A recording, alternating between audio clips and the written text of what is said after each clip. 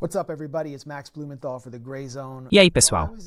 Aqui é o Max Blumenthal, do The Gray Zone. Enquanto eu estava no Irã, tive a chance de conversar com o diretor da Explosive Media, uma produtora local de filmes e animações, responsável por aqueles vídeos de Lego que viralizaram, zombando do Trump e dos seus capangas como perdedores sedentos por sangue, e ao mesmo tempo mostrando a dor dos iranianos que choravam as vítimas civis da guerra imposta pelos Estados Unidos e por Israel. Desde que voltei do Irã, os vídeos de Lego da Explosive Media continuam provocando surtos em figuras importantes do movimento MAGA, como a Laura Loomer, cheia de ódio e com uma plástica mal feita.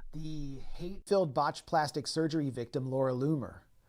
Following a series of mocking Lego videos, Loomer is... Depois de uma série de vídeos de Lego em tom de deboche, Loomer prometeu mandar prender e deportar toda a equipe da Explosive Media dos Estados Unidos.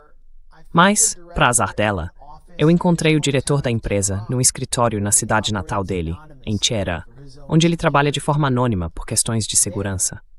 Lá, ele me explicou como ele e a equipe conseguiram fazer engenharia reversa da propaganda americana de mudança de regime. Infelizmente, tivemos um problema com o microfone de lapela durante a entrevista, o que comprometeu o som. Peço desculpas por isso, mas ainda assim, acho que vai ser bem interessante. Dá uma olhada.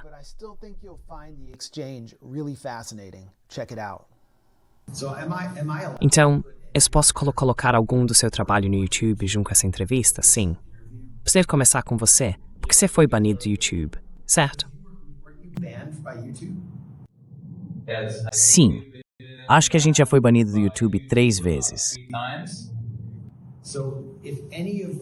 Então, se algum dos seus vídeos de Lego for parar no The Gray Zone, por exemplo, esse vídeo vai ser bloqueado. Quer dizer, os seus vídeos, o seu trabalho, podem estar no YouTube, que é propriedade da contratante militar Google, ou não?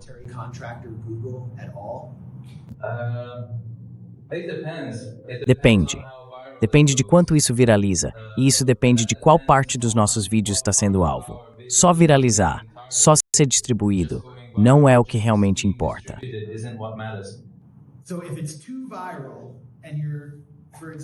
Então, se o vídeo viraliza demais e você, por exemplo, mostra o Kash Patel bebendo cerveja com o time de hóquei dos Estados Unidos, viajando num voo oficial, coisas que muitos americanos, inclusive conservadores que apoiaram o MAGA, acharam revoltantes, isso é tirado do ar.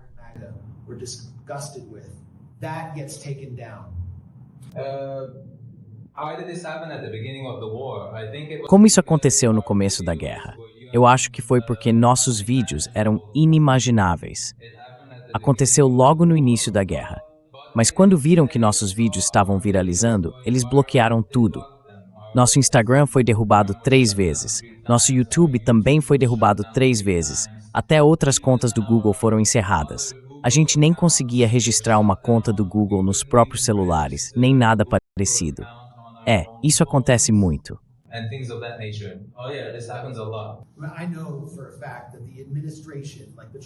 Eu sei com certeza que o governo, tanto de Trump quanto de Biden, pode ir até aquelas empresas de tecnologia do Vale do Silício e mandar tirar coisas do ar. Então eu presumo que foi isso que eles fizeram, o que prova que essa mídia é explosiva. Eles fizeram coisas parecidas com a gente no The Gray Zone, por exemplo, quando a gente vendeu uma camiseta com Joe Biden e a frase Nord Stream Bomber. Mas para mim, isso mostra que vocês conseguiram atingir o inconsciente americano e, de certa forma, abalar o inconsciente do movimento MAGA por dentro.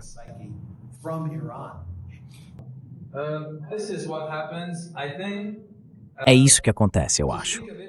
Falando de um jeito mais político, essa é a nova ordem das plataformas. Assim como existe uma ordem política entre os poderes de governo, também existe uma ordem política nas plataformas, e a gente não pode negar isso. Mas eu acho que, a partir de agora, dá para falar sobre o que fazer para mudar essa ordem. Conhecendo os americanos, não é algo difícil. É assim que a gente entende os americanos. Acho que a gente faz uma engenharia reversa das operações deles, de como eles querem agir contra nós. Por quê? Porque eles fazem operações de mídia contra nós baseadas nas próprias suposições deles. Quando a gente faz a engenharia reversa dessas operações de mídia e tenta entender, digamos assim, quais conceitos eles usam para nos atacar, dá para perceber que o sujeito de laboratório deles, o estudo de caso, é o público americano. E a gente faz o que o synth escreveu. And we use that very same thing against them. Você está dizendo que o seu entendimento da mentalidade americana, ou a sua capacidade de se conectar com ela, veio de estudo e pesquisa? Ou foi algo mais natural? Para mim, pareceu algo espontâneo. Seus vídeos pareciam espontâneos, e milhões de americanos estavam compartilhando. A gente começou primeiro com os vídeos de Lego, no começo da guerra. First, the Lego videos at the beginning of the war. And the war itself has meaning. What does E a própria guerra tem um significado. O que isso quer dizer? Quer dizer que quando a gente quer fazer algo pelo nosso país durante uma guerra, a gente coloca todo o nosso ser nesse trabalho. E naturalmente é como se tentássemos usar todos os nossos recursos internos, tudo que aprendemos, tudo em que acreditamos. Maimo, quero te dizer uma coisa. Dentro da nossa equipe, que tem mais ou menos 10 pessoas, temos pesquisadores de políticas públicas, temos psicólogos, e o nosso grupo é formado por gente que estudou em áreas diferentes no MIT. Isso fez com que eles tivessem um estudo aparentemente muito preciso, mas isso acontece porque viveram naquele ambiente e se alimentaram da mídia americana. E, na minha opinião, isso é o mais importante. O fato de o nosso pessoal ter se alimentado da mídia americana, acho que foi o que fez tudo isso acontecer. American media, I think, is what made this happen. Então havia um componente da diáspora formado por pessoas que falam inglês, vêm dos Estados Unidos e entendem o mundo em que os americanos vivem sob o governo Trump. Has utilized people who were O Mori contou com pessoas que eram imigrantes nos Estados Unidos ou que já tinham morado lá. A gente recebeu conselhos delas. Vamos conversar um pouco sobre isso. Falar nesse espaço não exige que a gente esteja dentro do ambiente americano. Se a gente seguir a linha de conteúdo da plataforma, dá para entender qual é o gosto do público agora. Não tem necessidade de eu estar, sei lá, na Califórnia, em Nova York ou em qualquer outro lugar. Essa linha de conteúdo se espalha sozinha, e é isso que estamos aproveitando. Para dar um exemplo, o título que usamos no clipe foi Loser. E não foi só porque loser é uma palavra comum nos Estados Unidos, mas porque a gente sabia que pessoas narcisistas como o Trump não odeiam essa palavra. E foi por isso que escolhemos usar ela. hate the word loser, and that's why we use this word.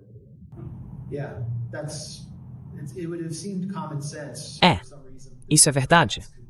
Parecia algo de bom senso, mas por algum motivo os democratas não conseguiram perceber isso. Nenhum comediante conseguiu zombar do Trump com sucesso. O Alec Baldwin tentou no Saturday Night Live e acabou ajudando o Trump, do jeito que os liberais tentaram ridicularizá-lo. Os comediantes não conseguiam imitá-lo. Foi a primeira vez que eu vi uma paródia, uma sátira, realmente tirar o ar de mistério do Trump. Isso aconteceu porque você escolheu retratá-lo como um personagem de Lego. Tinha algo nessa escolha dos Legos que também permitiu gerar empatia. O mesmo tipo de personagem, por exemplo, permitiu criar empatia pelas vítimas em Minop. O que tinha de especial no personagem de Lego?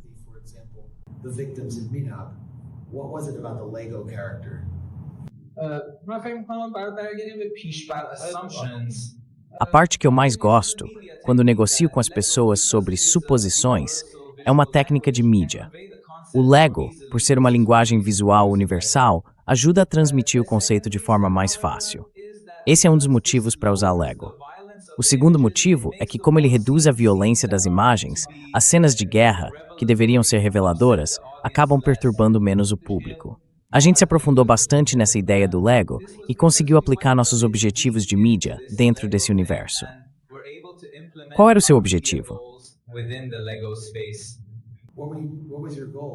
O que você queria alcançar desde o começo, quando começou esse projeto? Nosso primeiro objetivo na guerra foi defender o nosso país. Primeiro, a gente queria quebrar o muro da censura, aquele muro que tinha criado uma imagem errada e negativa do Irã e que não deixava o verdadeiro Irã ser mostrado. Nosso primeiro objetivo foi conseguir romper esse muro da censura. O segundo era mostrar a força do Irã e dos iranianos na guerra, para que deixasse de importar se os Estados Unidos já foram uma superpotência ou não.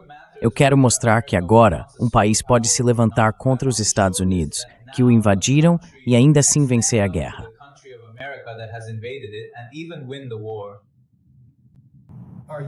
Eu li algumas entrevistas suas, e me corrija se eu estiver errado, mas você já se descreveu antes como um crítico, ou até mesmo um opositor da República Islâmica, e disse que de certa forma mudou, talvez por causa da experiência dessa guerra.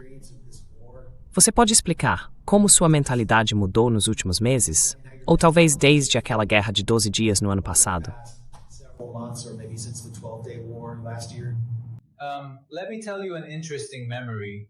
Deixa eu contar uma lembrança interessante.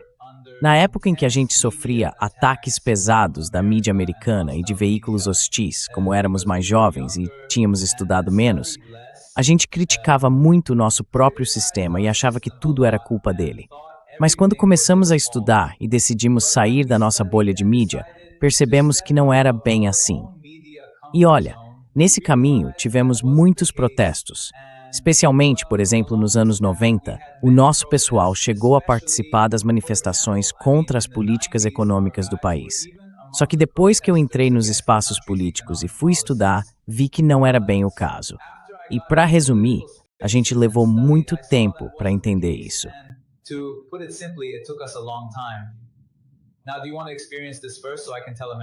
Quer passar por isso primeiro, para eu contar uma lembrança? Vai em frente, para que possam aplaudir. Ah, e seja o que for, a gente tinha um ditado. Demorou muito para chamarmos o Sr. Khamenei de Agha. Hoje você ouve muita gente no Irã chamando o Sr. Khamenei de Agha. No começo, talvez a gente o chamasse de outra forma. Naquela época, talvez não usássemos as palavras certas. Mas quando percebemos o quanto ele trabalha com compaixão pelo país e que estávamos sob uma pressão estranha da mídia, fomos estudar, fomos trabalhar com comunicação, e depois disso, nossa capacidade de entender as coisas mudou e cresceu. Aí entendemos onde estávamos vivendo e decidimos entrar de vez na mídia para mudar o clima. Mas que foi o ponto de virada final? Foi a guerra? Foi quando você começou a entender sobre as sanções? Quero dizer, como é que aconteceu essa mudança, esse momento em que você percebeu que o Irã é um alvo do império? Qasem Soleimani. After the martyrdom of Qasem Soleimani, Depois do martírio de Qasem Soleimani, aconteceu uma coisa estranha no Irã.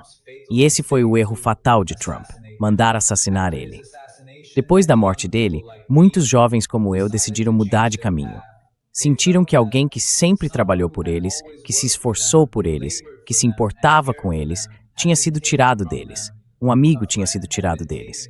Depois disso, a gente ficou em choque. E foi a partir daí que decidimos estudar a fundo o que estava acontecendo com a gente. E depois disso, eu e muitos dos meus amigos começamos a seguir por esse novo caminho.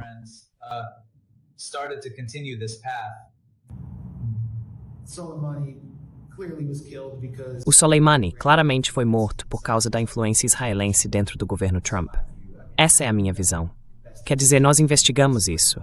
O Mike Pompeo e o Netanyahu foram fundamentais para convencer o Donald Trump.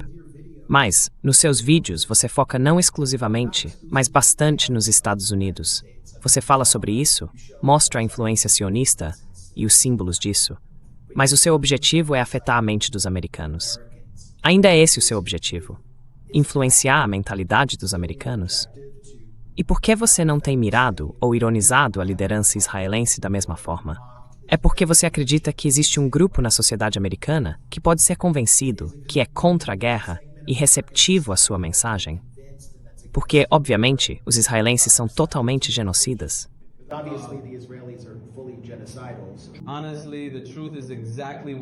Sinceramente, a verdade é exatamente o que você disse. A gente vê Israel como uma região, uma espécie de prisão a céu aberto, um quartel militar. O que eles fizeram com a Palestina, primeiro transformando-a num quartel, numa prisão a céu aberto, acabou se voltando contra eles mesmos. Eles também se tornaram um quartel militar. Nada entra, nada sai, e vivem completamente dentro de uma estrutura fechada. Mas, como o povo americano é muito ligado à mídia e tem uma cultura de confronto, de debate, existe esperança de que um dia eles se levantem e façam essa voz ser ouvida. Então, sim, na nossa opinião, criticar as políticas americanas e até o próprio povo americano pode, na verdade, ajudar a provocar essa transformação global. A gente realmente não vê Israel como um país disposto a mudar.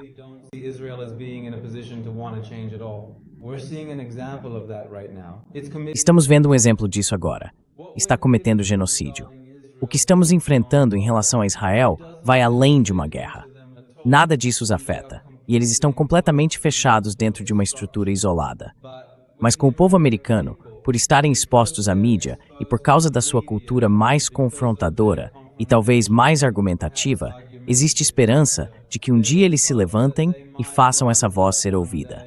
E sim, acreditamos que criticar as políticas americanas e o próprio povo americano pode, na verdade, ajudar a provocar essa mudança global.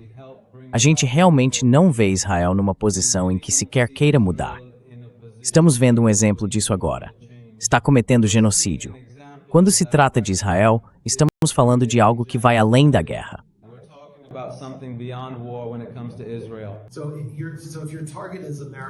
Então, se o seu público-alvo são os americanos, é como fazer uso do chamado poder brando, que é o que o estrategista imperial Joseph Nye descreveu como fazer com que pessoas de outros países queiram o que você quer.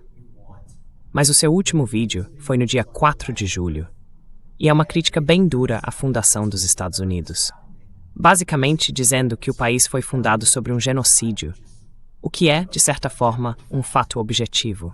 Você acha que pode acabar perdendo uma parte do público americano quando ataca justamente as bases do país?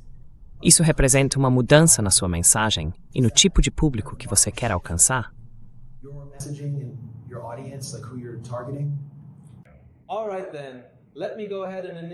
Certo, então.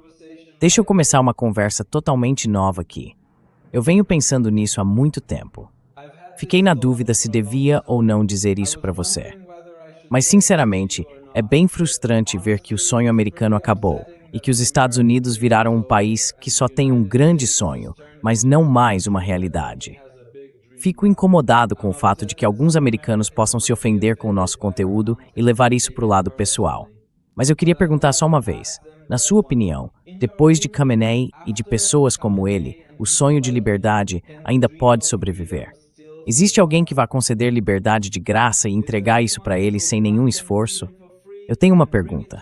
E se o Irã não existisse? Até que ponto o povo americano realmente entenderia a Palestina?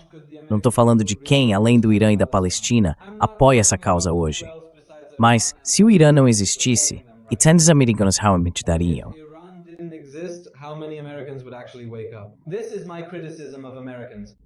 Essa é a minha crítica aos americanos. Vocês estão tomando o caminho mais fácil.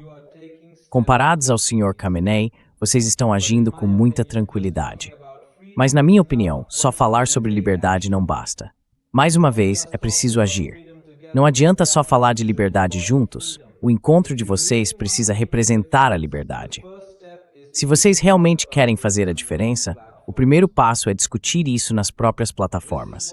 É isso que me incomoda. Eu acho que o único caminho é começar conversando entre vocês. É sobre apoiar as ações uns dos outros. A gente já fez muitos vídeos possíveis. Às vezes até aconteceram pequenos episódios de desrespeito, mas não foram ações nossas. A gente toma cuidado com muitas coisas, mas eu acho que se criticar também pode ser o certo a fazer. A verdadeira amizade é quando a gente se critica. Pessoas que só elogiam o tempo todo estão sendo superficiais.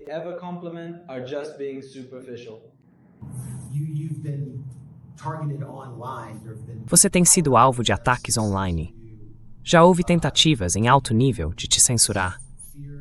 Você teme que, considerando a intenção declarada de Israel de assassinar jornalistas, eles já mataram vários influenciadores em Gaza e no Líbano, você possa se tornar um alvo por causa do sucesso do seu trabalho e de quantas pessoas poderosas ele irritou?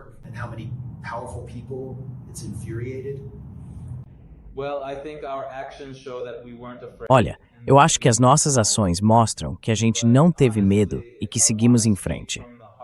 Mas, para ser bem sincero, se eu falar com o coração, depois do martírio do Sr. Khamenei, a realidade do mundo parece muito pequena para nós. E não é só que a gente não tem medo da morte. Na verdade, a gente a recebe de braços abertos. A gente também acolhe o perigo. E agora nem vemos mais o que fazemos como algo tão perigoso assim. Queremos nos conectar muito mais com pessoas do mundo todo. Expor ainda mais os crimes de Israel. Criticar ainda mais as políticas dos Estados Unidos.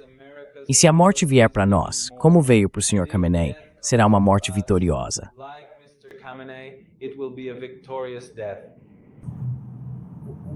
Quais são seus próximos projetos? Talvez um filme de Lego.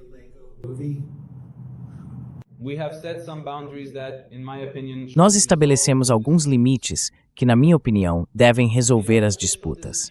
As disputas artificiais entre o povo do Irã e o povo dos Estados Unidos não tinham a ver com seus governos.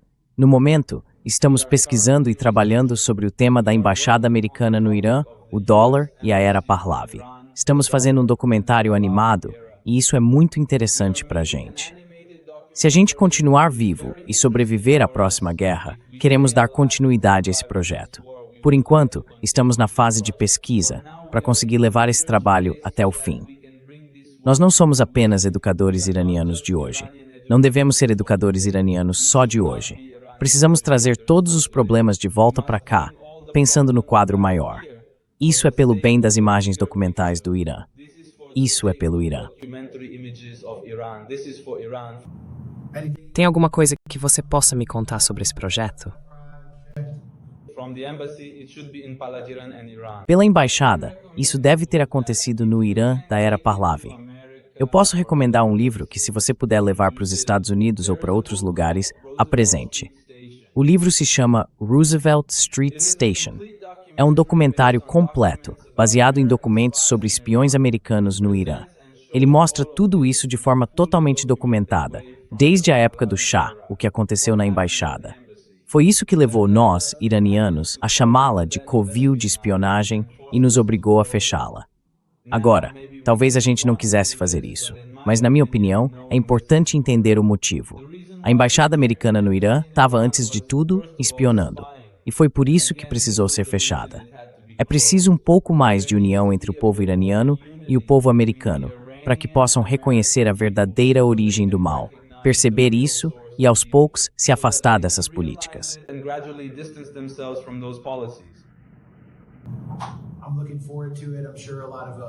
Estou ansioso por isso. Tenho certeza de que muitos baby boomers americanos também vão querer assistir, já que aquilo foi algo marcante na formação deles e na forma como entenderam a República Islâmica. É uma escolha fascinante, mas estou animado para ver mais do seu trabalho. Foi uma grande honra te conhecer pessoalmente. Sempre tive curiosidade para saber como você era e desejo ainda mais sucesso para você. Muito obrigado. De nada.